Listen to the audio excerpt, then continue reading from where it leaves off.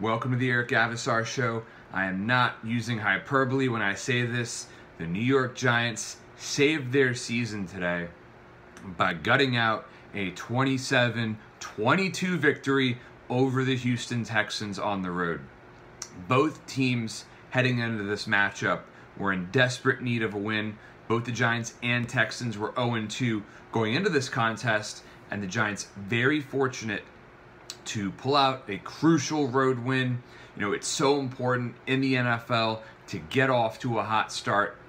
The last team in the NFL to reach the playoffs after going 0-3, you got to go back a long ways, 20 years ago with the 1998 Buffalo Bills. The Giants suffered atrocious play from both their offensive lines and defensive lines, in weeks 1 and 2.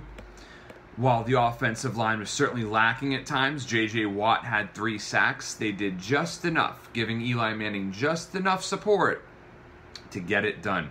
You know, Manning threw for a couple of touchdowns and almost 300 yards through the air.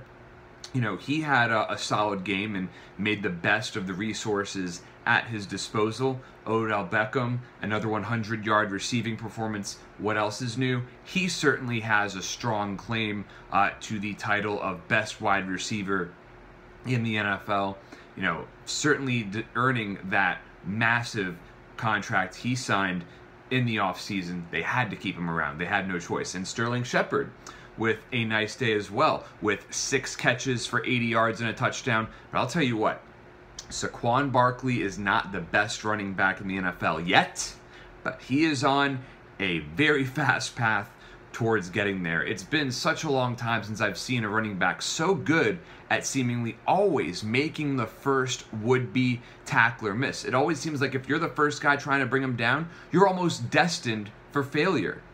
His power, his speed, his agility, all of those factors make him the new prototypical NFL running back. Not to mention his ability to line up out wide. He came up with a crucial reception that brought the Giants within sniffing distance of a key score, late in that fourth quarter.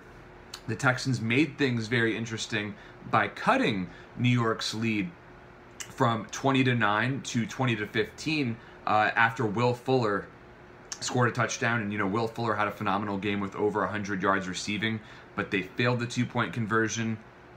The Giants scored not long after, and that, 2-possession game, that late in the game, that pretty much iced the win for the G-Men. Now, you have to give a lot of credit here to the New York run defense. Lamar Miller had as many carries as he had yards. 10 carries, 10 yards. That's atrocious. Deshaun Watson had 36 yards to lead the team in rushing. The pass defense still leaves a lot to be desired. I love Janoris Jackrabbit Jenkins and the job he did on DeAndre Hopkins, but you don't want to give up 385 yards to anyone. Watson had a nice game with, that 385 mark and a couple of touchdown passes, but he also threw a crucial interception. So the Giants took their chances when they had to. They led for most of the game, and ultimately their season has been resurrected, while the Texans already have one foot in the grave at 0-3. Kind of surprising when you consider what an incredible talent Deshaun Watson is. I think if he can stay healthy, definitely has the potential for a Hall of Fame career. But the Giants coming out on top, such a crucial win, especially when you look at who they're playing next week. They're going to be going up against one of the greatest quarterbacks in NFL history, Drew Brees, who just broke Brett Favre's NFL record for career completions.